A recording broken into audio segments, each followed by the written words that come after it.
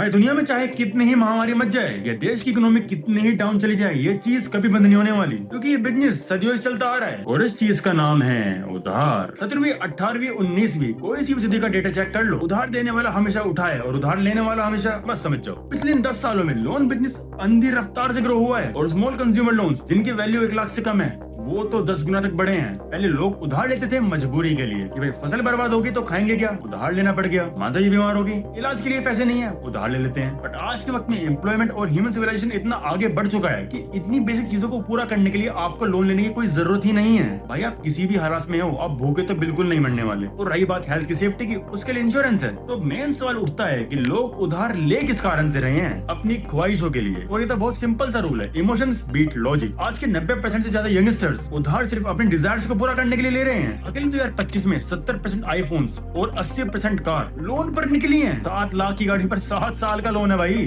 असली दिक्कत है लोन लेना अब लूडो खेलने से भी आसान हो गया है। ऐप इंस्टॉल करो, डॉक्यूमेंट्स अपलोड करो और आधे घंटे में पैसा आपके खाते में। और इंटरेस्ट रेट 36%, 42%। भाई आम आदमी के तो इनके ब्याज में ही कमर टूट जाएगी। लेकिन भाई भारत में तब भी 90% लोन्स 1 लाख से कम के हैं और लगभग सारी NBFC, क्रेडिट कार्ड और फिनटेक कंपनी से हैं। बाकी के बचे 10% वो ट्रेडिशनल लोन्स हैं। लेकिन सीधी के बात तो ये है, इंडिया का average loan to salary ratio 33% पे है। लेकिन चीजें और भी शॉकिंग हो जाती हैं जब बात हाई सैलरी इंडिविजुअल्स पे आती है, जिनकी इनकम 1 लाख प्लस है। उनका लोन टू इनकम रेशो 45% पे है, मतलब वो अपना 45% हिस्सा लोन में उड़ा रहे हैं।